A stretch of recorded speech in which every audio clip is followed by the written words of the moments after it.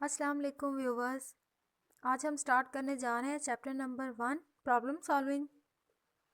Topics जो हम cover करेंगे वो ये हैं: problem analysis, 5 W's to understand a problem, define algorithm, algorithm to make tea, role of algorithm in problem solving, efficiency of algorithm, how to choose the efficient algorithm, requirements for a flow chart. तो चलें start करते हैं। हमारा question number 1 ये है: in a farm there are some cows and birds. कि एक farm में कुछ काउज और बर्ड्स हैं। If there are total 35 heads and 110 legs then how many cows and birds are there. कि अगर इसी फार्म में टोटल 35 हेड्स हों और 110 लेग्स हों तो हमने बताना है कि फार्म में कितने नंबर ऑफ़ काउज हैं और कितने नंबर ऑफ़ बर्ड्स हैं। तो सबसे पहले हम सपोज करते हैं नंबर ऑफ़ काउज और नंबर ऑफ़ बर्ड्स को, कि जिससे हमारी टोटल नंबर ऑफ़ काउज और बर्ड्स 35 आए और लेग्स का आंसर 110 आए। सबसे पहले हमने 18 काउज ली और 17 बर्ड्स। 4 मल्टीप्लाई बाय 18 किया तो आंसर आया 72। 4 बेसिकली काउज की नंबर ऑफ़ लेग्स है और 2 मल्टीप्लाई बाय 17 जो कि आया 34। 2 जो है नंबर ऑफ बर्ड्स की लेग्स हैं। अब 72 प्लस 34 को ऐड करेंगे तो आंसर आ जाएगा 116 लेग्स और हमें चाहिए 110 लेग्स। तो आंसर क्या आया? रॉन्ग। अब हम लेंगे 20 काउज और 15 बर्ड्स। 20 प्लस 15 35, यानी हमारे पास जो टोटल नंबर ऑफ काउज और बर्ड्स है वो मैनेज हो जाएगी। 4 multiply by 20 is equal to 80 और 2 multiply by 50 is equal to 30।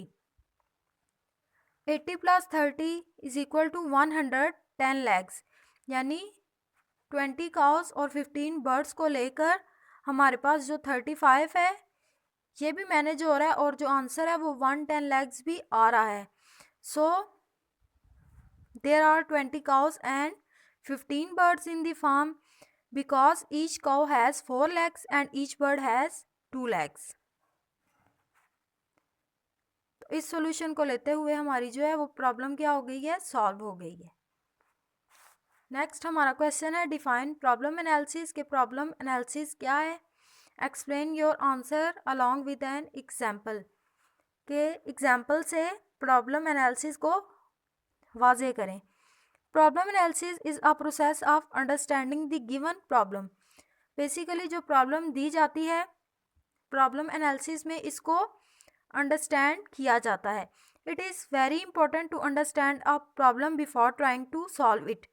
यानी problem analysis basically understanding of problem को ही कहा जाता है। यानी प्रॉब्लम के समझने को हम प्रॉब्लम एनालिसिस यानी मसले का तज्जिया करना कहते हैं। और किसी भी प्रॉब्लम को सॉल्व करने से पहले इसको समझना बहुत ज़रूरी है, क्योंकि अगर हमें प्रॉब्लम समझ आएगी तभी हम इसका सॉल्यूशन फाइंड कर सकेंगे। अदरवाइज़ किसी भी प्रॉब्लम का सॉल्यूशन बिना समझे हम फाइंड नहीं कर सकेंगे। It also save money, time and resources. और अगर हम इजीली अंडरस्टैंड करके प्रॉब्लम को सॉल्व कर लेंगे तो इससे हमारे मनी, टाइम और रिसोर्सेज की बचत होगी। फॉर एग्जाम्पल एक एग्जाम्पल देखते हैं। अ रिडल और puzzle can be solve easily after understanding it properly. किसी भी पहेली को या पजल को सॉल्व करने के लिए हमें सबसे पहले इसे अंडरस्टैंड करना पड़ता है, फिर हम इसको सॉल्व कर सकते हैं, अदरवाइज हम सॉल्व नहीं कर सकते। The traffic signal represent a problem to be solve. अब जो ट्रैफिक सिग्नल्स होते हैं बेसिकली वो भी एक प्रॉब्लम को सॉल्व करने के लिए इस्तेमाल होते हैं। The red light represent a problem. अब जो रेड लाइट है वो क्या बताती है? हमें एक प्रॉब्लम बताती है। The yellow light represent it's analysis. अब जो येलो लाइट है वो इसके एनालिसिस के बारे में बताएगी, यानी understanding of problem. And green light represent its solution. और जो ग्रीन लाइट है वो इसके सोल्यूशन के बारे में हमें बताएगी। 5 W's to understand a problem. किसी भी प्रॉब्लम को समझने के लिए हमें 5 W's दे दिए गए हैं। अब हम देखते हैं कि ये 5 W's हैं क्या basically. The 5 W's are as follows. 5 W's ये हैं व्हाट, हु, वाई, व्हेन और वेयर। व्हाट में हमारे पास क्या आएगा देखते हैं। It indicates the task to be done, कि हमने क्या टास्क परफॉर्म करना है, वो किस स्टेटमेंट में आएगा, व्हाट की स्टेटमेंट में। Who, it indicate the person to do the task. अब इस काम को कौन करेगा, वो कौन सी स्टेटमेंट में आएगा, हु की स्टेटमेंट में, यानी कौन। वाई, क्यों, it indicate the purpose of the task, कि काम करना क्यों है, वो वाई की स्टेटमेंट में आएगा। व्हेन, कब, it indicate the time limit to complete the task, कि हमें टास्क को कब करना है या कितने डेज में कंप्लीट करना है, वो कौन सी स्टेटमेंट में आएगा, व्हेन की स्टेटमेंट में। और वेयर, कहाँ, it indicate the location where it should be done, ये हमें लोकेशन बताएगा, यानी वो जगह बताएगा कि जहाँ पर यूज़र ने इस काम को सॉल्व करना है या अपने टास्क को परफॉर्म करना है। अब इसकी एग्जांपल देखते हैं। Prepare a list of students in the school whose name start with the letter A, के स्टूडेंट की एक लिस्ट, स्कूल के स्टूडेंट्स की एक लिस्ट तैयार करें जिनके नाम जो है लेटर ए से स्टार्ट हो रहे हैं। The list is required to prepare an alphabetical directory of the student. The task should be completed in a week. और जो लिस्ट है वो अल्फ़ाबेटिकल ऑर्डर में होनी चाहिए और ये टास्क कब तक कंप्लीट हो जाना चाहिए, एक वीक के अंदर। अब हम इस एग्जाम्पल पर 5 W's परफॉर्म करेंगे। The problem analysis can be use to identify 5 W's as follows. What में क्या आएगा, अब ये चीज़ हम देखते हैं। List of students name starting with the letter A, यानी उन स्टूडेंट्स की लिस्ट जिनके नेम ए से स्टार्ट हो रहे हैं। हु, यानी किन की लिस्ट तैयार करनी है, स्टूडेंट्स की। वाई, क्यों, प्रिपेयर करने के लिए स्टूडेंट डायरेक्टरी। व्हेन, कब, यानी कब तक हमें चाहिए ये स्टूडेंट की लिस्ट, इन अ वीक। और वेयर, कहाँ पर, एट स्कूल। तो ये थे 5 W's जो कि हमने अपनी एग्जाम्पल पर परफॉर्म किए और इससे हमें जो है प्रॉब्लम एनालिसिस को समझना बहुत ज़्यादा ईजी हो गया है और हमें इजीली इसका सोल्यूशन भी क्लियरली फाइंड हो गया है। नेक्स्ट हमारा क्वेश्चन है डिफाइन एन एल्गोरिदम, कि एल्गोरिदम क्या है, and argue on its role and importance in problem solving. और जो एल्गोरिदम है इसका रोल बयान करें प्रॉब्लम सॉल्विंग में। An algorithm is a finite number of steps to solve a problem. अब ये फिनाइट नंबर क्या है, कि लिमिटेड स्टेप्स होते हैं एल्गोरिदम में, which has ending point. The steps given in the algorithm are in a specific order, और जितने भी एल्गोरिदम में स्टेप्स दिए जाते हैं वो एक स्पेसिफिक ऑर्डर में होने चाहिए, यानी पहले 1 वाला स्टेप, फिर 2 वाला, फिर 3 वाला, फिर 4 और फिर 5। ये नहीं कि पहले स्टेप 1 रख दिया, फिर स्टेप 10 और फिर स्टेप 9 या फिर स्टेप 12, ये रॉन्ग होगा।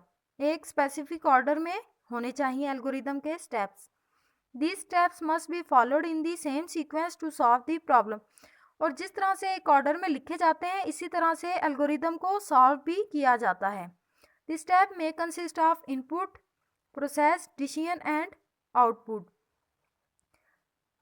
अब जो स्टेप्स हैं इनमें सबसे पहले क्या आएगा, इनपुट आएगी, फिर प्रोसेस आएगा, फिर डिसीजन और फिर output. The word algorithm comes from the name of Arabic writer Muhammad ibn Musa Khwarizmi. अब जो एल्गोरिदम का लफ्ज़ है वो एक अरबी के राइटर मोहम्मद इब्ने मूसा ख्वारिज़मी से माहूज़ किया गया है। अब हमें एल्गोरिदम की एक एग्जांपल दे दी गई है। An algorithm to make tea is follows, के टी बनाने के लिए जो एल्गोरिदम होगा वो ये होगा। स्टेप 1 में आएगा स्टार्ट, स्टेप 2 में आएगा टेक अ कैटल, के कैटल लें। Step 3 put water in the kettle, के कैटल में पानी डालें। Step 4 put the kettle on fire, के कैटल को आग पर रखें। Step 5 add milk and sugar, अब क्या करें, शुगर और मिल्क ऐड कर दें। Step 6 wait till it boils, के जब तक ये बॉयल ना हो इसके बॉयल होने तक इंतज़ार करें। Step 7 remove the kettle from fire, के केटल को चूल्हे से उतार लें। और step 8 and.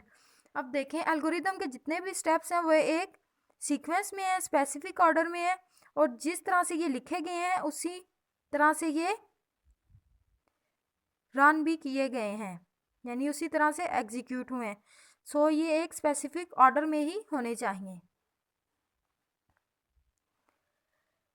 Role of algorithm in solving a problem, कि एल्गोरिदम का रोल किसी भी प्रॉब्लम को सॉल्व करने में क्या है। An algorithm plays an important role in solving a problem, algorithm जो है एक अहम किरदार अदा करता है किसी भी प्रॉब्लम को सॉल्व करने में।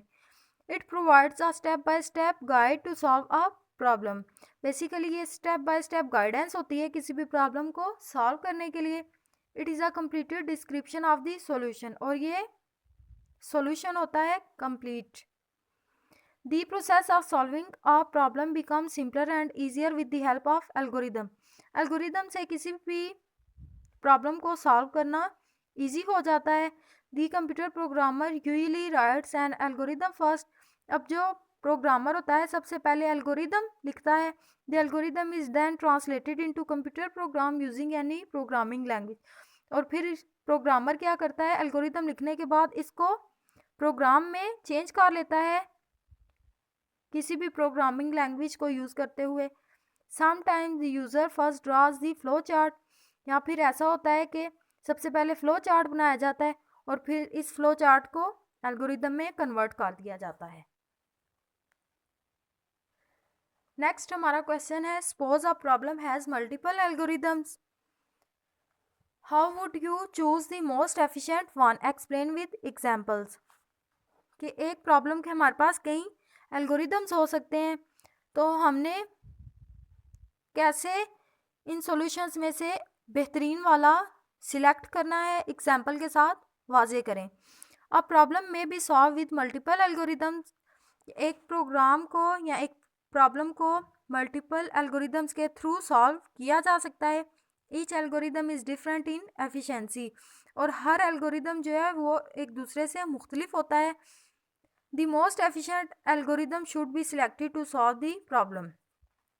अब किसी भी प्रॉब्लम को सॉल्व करने के लिए जो सबसे मोस्ट एफिशिएंट एल्गोरिदम है, यानी जो सबसे बेहतरीन एल्गोरिदम है, वो सिलेक्ट किया जाता है।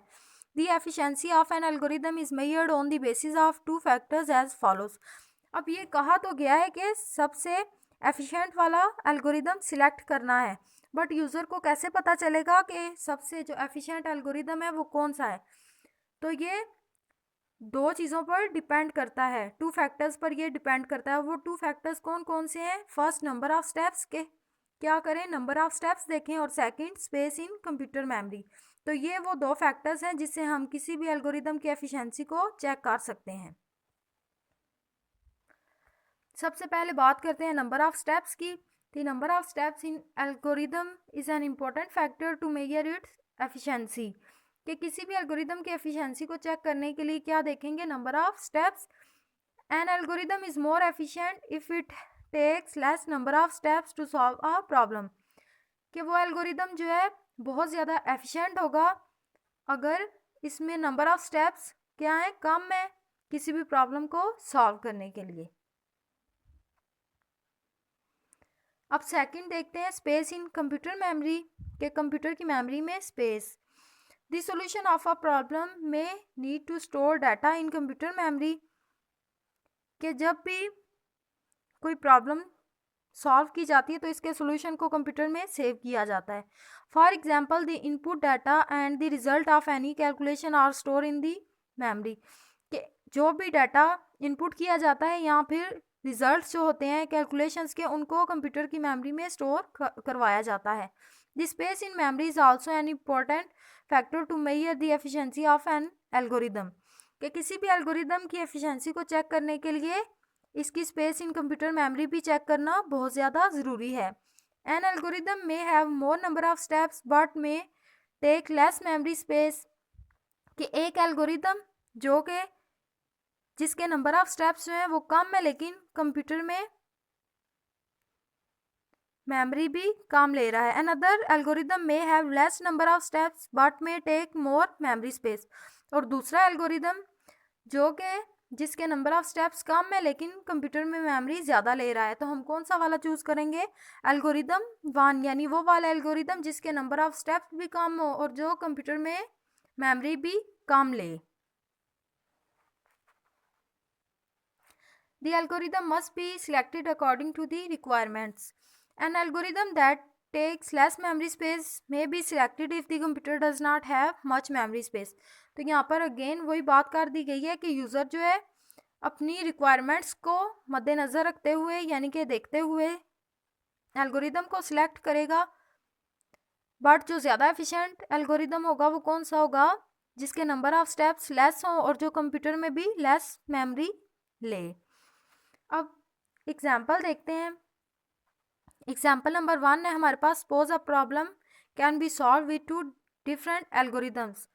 कि एक ही प्रॉब्लम को सॉल्व करने के लिए हमारे पास 2 एल्गोरिदम्स हैं। The algorithm 1 solve the problem in 10 steps.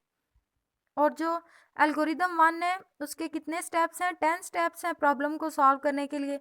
और जो एल्गोरिदम 2 है उसके 15 स्टेप्स हैं। तो कौन सा वाला चूज़ करेंगे?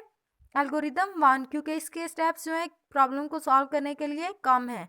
और 15 वाले को क्या कर देंगे? स्किप कर देंगे, because algorithm 1 is more efficient than algorithm 2। Next example number 2 देखते हैं। Suppose the sum of the following series is required. कि हमें एक सीरीज दे दी गई है जिसका हमने क्या फाइंड करना है? सम फाइंड करना है। 1 + 2 + 3 + 4 + 5 प्लस, यानी सीरीज का सम कहाँ तक चाहिए हमें? 1 से लेकर 99 तक। The above problem can be solved in different ways as follows. अब जो ऊपर वाली सीरीज हमें दे दी गई है इसको हम डिफरेंट तरीकों से सॉल्व कर सकते हैं। सॉल्यूशन 1 देखते हैं। हमारे पास सॉल्यूशन 1 ये है, start from number 1 and keep on adding all numbers till 99। यानी कैलकुलेटर लें और उस पर 1 से लेकर 99 तक सीरीज़ को ऐड करते जाएं। तो हमारे पास रिज़ल्ट क्या आ जाएगा? 4950। बट ये बहुत ज़्यादा टाइम लेगा क्योंकि यूज़र ने 1 से लेकर 99 तक काउंटिंग क्या करनी है? टाइप करनी है। सॉल्यूशन 2 देखते हैं। Make pairs of the numbers such as 1 + 99, 2 + 98, 3 + 97, 49 + 51। अब क्या करें कि जो सीरीज़ दे दी गई है इसका क्या बना लें? पेयर्स बना लें।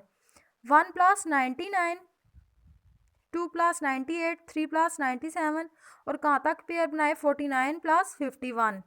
अब 49 + 51 तक हमने क्यों स्टॉप किया? क्योंकि अगला जो पेयर बनेगा वो हमारे पास बनेगा 50 + 50 का, इसलिए हमने कहाँ तक स्टॉप कर दिया? 49 + 51 तक। अब देखिए 1 + 99 को ऐड करेंगे तो हमारे पास आंसर क्या आएगा? 100 आएगा। फिर 2 + 98 को करेंगे तो आंसर 100 आएगा। 3 + 97 को करेंगे तो 100 आएगा। यानी जितने भी पेयर्स हैं इन सब का आंसर हमारे पास 100 आएगा और ये हमारे पास 100 बना देंगे। आगे देखें step 2, count total number of pairs which is 49 and multiply it with 100। अब आप इन टोटल पेयर्स को काउंट करें तो ये हमारे पास 49 पेयर्स बनेंगे, यानी 1 + 99 से लेकर 49 + 51 तक 49 पेयर्स बन जाएंगे। अब 49 को मल्टीप्लाई करें 100 से तो आंसर क्या आ जाएगा? 4900। थर्ड स्टेप क्या करना है कि ऐड करें 50 as it can not fit in any pair. अब जो 50-50 हमारे पास पेयर बन रहा था उसी 50 को उठाएं और क्या करें? ऐड कर दें 4900 में। तो रिजल्ट क्या आ जाएगा? 4900 + 50 = 4950। अब हम देखते हैं solution number 3। The above sum of above series can be calculated using the following formula. कि अब आप क्या करें? इस सीरीज़ को सॉल्व करने के लिए एक फार्मूला यूज़ करें, where N indicates the last term 99। और जो फार्मूले में एन यूज़ हो रहा है उसको किसके इक्वल रख दिया हमने? 99 के। तो फार्मूला हमारे पास क्या है, n parenthesis n+1 divided by 2। अब n की जगह हमने पुट कर दिया 99 parenthesis 99 + 1 parenthesis close divided by 2। जब इस फार्मूला को सॉल्व करेंगे तो हमारे पास आ जाएगा आंसर 4950। अब हमारे पास इसी सीरीज के कितने सॉल्यूशंस हो गए हैं, 3 सॉल्यूशंस। तो आप खुद देख सकते हैं कि फर्स्ट वाला सॉल्यूशन जो था उसमें 1 से लेके 99 तक कैलकुलेटर पे एडिशन की है, जो कि बहुत ज़्यादा टाइम ले रहा था। अब सेकंड सॉल्यूशन में क्या किया है, पेयर्स बनाए हैं, फिर पेयर्स को काउंट किया है, फिर उसको मल्टीप्लाई किया 100 से, फिर उसमें ऐड कर दिया 50, जो कि काफ़ी ज़्यादा टाइम कंज्यूमिंग है और काफ़ी लॉन्ग है ये प्रोसेस। और सॉल्यूशन 3 में हमने क्या किया कि सिंपल सा एक फार्मूला लगाया और उसको क्या कर दिया, फार्मूला के थ्रू सॉल्व। तो हमने अभी देखा कि हमने कौन सा वाला एल्गोरिदम चूज़ करना है जिसके नंबर ऑफ स्टेप्स कम हो और जो कंप्यूटर की मेमोरी में जगह भी कम ले। तो आप देख सकते हैं कि सॉल्यूशन नंबर 3 जो है वो मोस्ट एफिशिएंट है। सो user will be select solution number 3 because it has less number of steps and less memory in computer. So user ने कौन सा वाला सिलेक्ट किया, सॉल्यूशन नंबर 3। नेक्स्ट हमारा क्वेश्चन है, how do you determine requirements for a flow chart. ये flow chart बनाने के लिए रिक्वायरमेंट्स क्या हैं। The user must determine different requirements for the given problem before constructing a flow chart. ये flow chart बनाने से पहले यूज़र की रिक्वायरमेंट्स डिफरेंट हैं। These requirements are as follows. अब वो रिक्वायरमेंट्स क्या क्या हैं देखते हैं। First input, second processing, third decision making और 4 आउटपुट। यानी फ्लो चार्ट बनाने के लिए हमें ये 4 रिक्वायरमेंट्स चाहिए। अब सबसे पहले बात करते हैं इनपुट की। The first step is to clearly determine the input to the flow chart. के जो फ्लो चार्ट है वो फर्स्ट रिक्वायरमेंट है।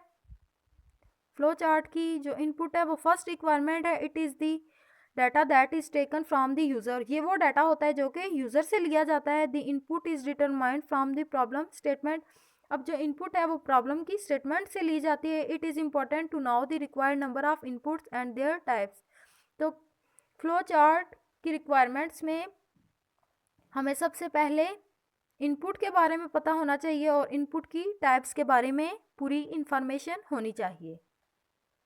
नेक्स्ट हमने पढ़ा था processing. The second step is to determine the type of processing required to get the output. Output हासिल करने के लिए जो सेकंड रिक्वायरमेंट है वो प्रोसेसिंग है। The processing is used to perform calculation and store the result. कि processing जो है वो परफॉर्म की जाती है कैलकुलेशंस पर और फिर इसका रिजल्ट क्या है, स्टोर करवा लिया जाता है। Some examples of processing are adding, subtracting, multiplying, dividing the number etcetera. अब जो प्रोसेसिंग में हमारे पास क्या क्या आएगा, एडिशन आ जाएगी, मल्टीप्लिकेशन, डिवीजन, सब्ट्रैक्शन, ये सारे क्या हैं हमारे पास प्रोसेसिंग के स्टेप्स हैं। थर्ड हमारे पास है decision making. Another important step is to determine the decision making in the flow chart. Flow chart में जो थर्ड रिक्वायरमेंट थी वो हमारे पास डिसीजन मेकिंग थी। यानी सबसे पहले इनपुट लिया, फिर उस पर प्रोसेसिंग की, और जो इन दोनों को देखते हुए हम यूज़र क्या करता है, डिसीजन मेकिंग का प्रोसेस परफॉर्म करता है। Decision making is the process to check if the statement is true और फॉल्स। डिसीजन मेकिंग में ये चेक किया जाता है कि यूज़र ने जो स्टेटमेंट दी है वो क्या है, ट्रू है या फिर फॉल्स है। फिर इसको देखते हुए यूज़र जो है अपना नेक्स्ट स्टेप परफॉर्म करता है। नेक्स्ट हमारे पास 4 output. The last step is to provide the required output. Output जो है हमारा लास्ट स्टेप होता है। It is the final information that is given to the user in solving a problem. और ये जो है फाइनल इंफॉर्मेशन होती है जो कि यूज़र को दे दी जाती है प्रॉब्लम को सॉल्व करने के बाद। अब देखें इसकी एग्जांपल मैं यूँ दूंगी कि यूज़र कंप्यूटर में टाइप करता है a+b। अब जो a और b है ये क्या है, इनपुट्स होंगी। प्रोसेसिंग जो है प्लस का साइन यानी a+b। अब जो प्लस है वो प्रोसेसिंग होगी। डिसीजन मेकिंग में ये चेक किया जाएगा कि इनका जो रिज़ल्ट है वो सही आएगा या फिर नहीं। और जो आउटपुट क्या होगी, यानी ए में जो वैल्यू होगी वो 3, 4 यूज़र जो है अपनी मर्ज़ी से इनपुट कर सकता है, और जो ए प्लस बी का आंसर आएगा वो क्या होगा, यूज़र की आउटपुट और फाइनल स्टेटमेंट होगी। उम्मीद करती हूँ आज का लेक्चर समझ आ गया होगा। Thank you.